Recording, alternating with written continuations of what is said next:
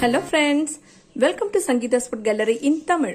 நாம இன்னைக்கு ரொம்ப ஈஸியா பால் பாயசம் எப்படி செய்யுதுன்னு பார்க்கலாம். நான் இன்னைக்கு குக்கர்ல தான் பாயசம் செய்ய போறேன். இது செய்யறதுக்காக ஒரு 5 லிட்டர் குக்கரை நல்லா கழுவி எடுத்து வச்சிருக்கேன். இப்ப பாயசம் செய்யறதுக்காக குக்கர் எடுக்கும்போது அதை நல்லா கழுவி எடுத்துக்கோங்க. இதுல எந்த மசாலா ஸ்மெல்ல எதுவுமே இல்லாம பாத்துக்கோங்க. இந்த குக்கர்ல 1 லிட்டர் பால் சேர்த்துக்கிறேன்.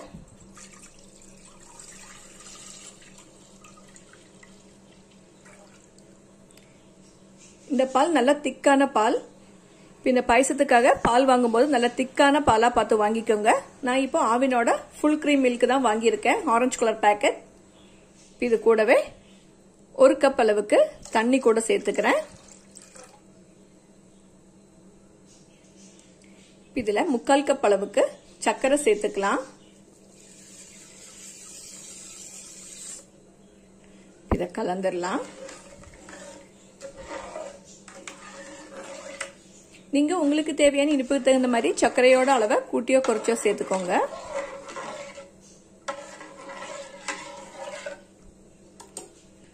இதெல்லாம் நல்லா கலந்தாச்சு. இந்த பாலை சூடு பண்ணிடலாம். இந்த பால் சூடாயிடுச்சு. இது கொதிக்க வைக்க தேவையில்லை, நல்லா சூடானாலே போதும். இப்ப இதுல 1/2 கப் பச்சரிசிய 20 நிமிஷம் தண்ணியில ஊற வச்சதுக்கு அப்புறமா தண்ணி எல்லாம் வடிகட்டிட்டு எடுத்து வச்சிருக்கேன். இதை சேர்த்துடலாம்.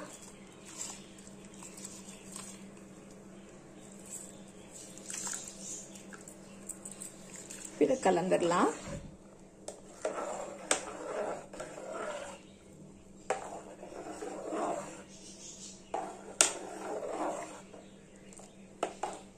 இதெல்லாம் கலந்தாச்சு. இந்த குக்கரை கம்மியா எரியிற பர்னருக்கு மாத்தி வச்சிடுறேன்.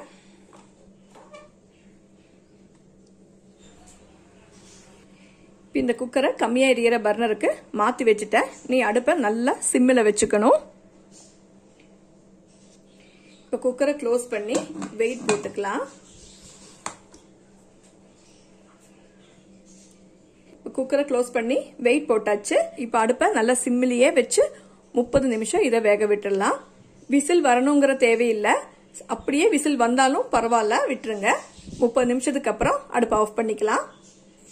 இந்த பாயசத்தை குக்கர்ல வச்சு 30 நிமிஷம் ஆயிடுச்சு. இப்ப அடுப்பை ஆஃப் பண்ணிக்கலாம்.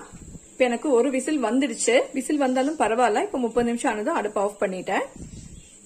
இப்ப அடுப்பை ஆஃப் பண்ணதுக்கு அப்புறமா இது ஒரு 30 நிமிஷம் மாத்தி வச்சிடலாம். அதுக்கப்புறமா ஓபன் பண்ணா போதும்.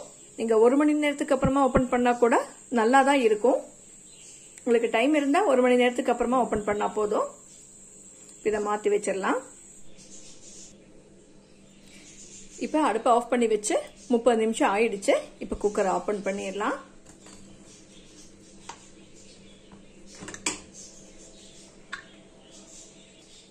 இதை கலந்துடலாம்.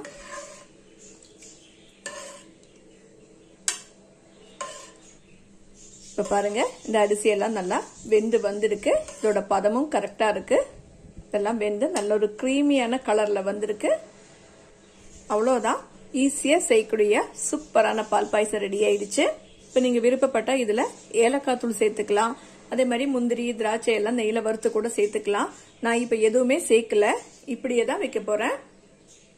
இந்த பால் பாயசத்துல ஏலக்காய் தூள் சேர்க்கும் போது இந்த பாலோட வாசனை எல்லாம் போயிடும். பால் பாயசம் எப்பவுமே இந்த பாலோட வாசனையோட இருந்தாதான் நல்லா இருக்கும்.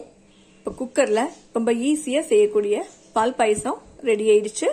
நீங்களும் இந்த ரெசிபியை ட்ரை பண்ணி பாருங்க. உங்களுக்கு பிடிச்சிருந்தா லைக் பண்ணுங்க, ஷேர் பண்ணுங்க, கமெண்ட் பண்ணுங்க, and என்னோட சேனலை சப்ஸ்கிரைப் பண்ணுங்க. தேங்க்ஸ் ஃபார் வாட்சிங்.